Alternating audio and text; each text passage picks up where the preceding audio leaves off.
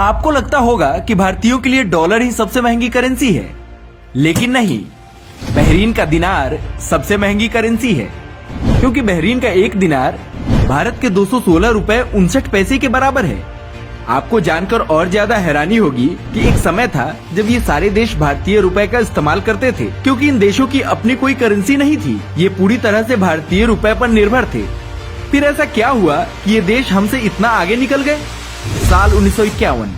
1950 के दशक में तब लगभग सभी वित्तीय लेन देन के लिए यूएई, कुवैत, बहरीन, ओमान और कतर में भारतीय रुपए का इस्तेमाल किया जाता था। यह व्यवस्था अंग्रेजी राज के समय भारत पर शासन करते समय लागू की गई थी, क्योंकि इन गल्फ देशों में भी अंग्रेजों का ही शासन था। साल 1950 में तब नेहरू देश के प्रधानमंत्री हुआ करते थे। साल 1960 आते आते नेहरू सरकार की खोखली समाजवादी और पूंजीवादी विरोधी नीति ने देश की आर्थिक नीति का बंटाधार कर दिया।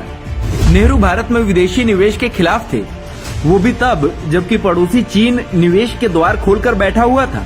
लेकिन नेहरू पूरी की पूरी अर्थव्यवस्था को केवल कृषि पर बांध कर रखना चाहते थे।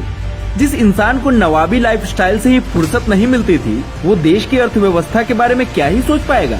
नेहरू इस हद तक लापरवाह हो गए कि स्मगलर ने जाली नोट बनाने शुरू कर दिए, गोल्ड की स्मगलिंग शुरू कर दी। इसके चलते हालात इतने चिंताजनक हो गए कि भारतीय रुपए की वैल्यू न्यूनतम स्तर पर जा पहुंची। इन सबको देखते हुए गल्फ देशों ने भारतीय रुपए से कन्नी काटना शुरू कर दिया। जब इन देशों ने अपनी खुद की करेंसी जारी की, तब उनकी करेंसी और भारतीय रुपए की वैल्यू बराबर थी। लेकिन आज हालात आपके सामने हैं। इन देशों के बाहर निकलने और नेहरू की नाकामी की वजह से 1966 के आसपास भारत में अकाल जैसी स्थिति पैदा हो गई। रही सही कसर पूरी कर दी नेहरू की बेटी इंदिरा गांधी ने।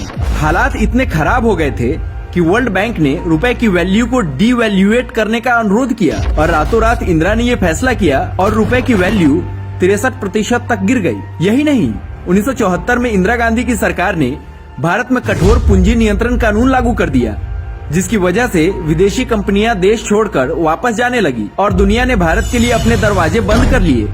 नेहरू और इंदिरा की कथित समाजवादी और बाजार विरोधी सोच ने भारतीय अर्थव्यवस्था का ऐसा गला घोटा कि भारत फिर सालों तक उठने की हिम्मत नहीं जुटा पाया। लेकिन अब भारत को वही स्वर्ण युग मोदी जी लौटाने जा रहे हैं।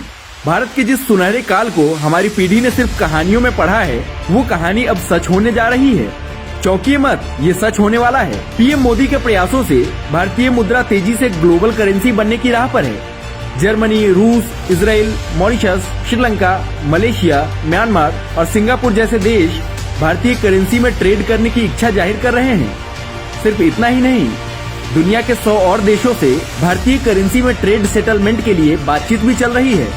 यही नहीं, रूस, Mauritius, Sri Lanka, Malaysia, Myanmar, Singapore, Israel और जर्मनी जैसे देशों में 49 वोस्त्रो अकाउंट खोले गए हैं। यानी कि इन देशों के साथ अब भारतीय रुपए में व्यापार होगा। तो हो जाइए तैयार अपने सपनों के भारत को एक नई उड़ान भरते देखने के लिए। ये अमृतकाल चलता रहे, ये हमें सुनिश्चित करना है।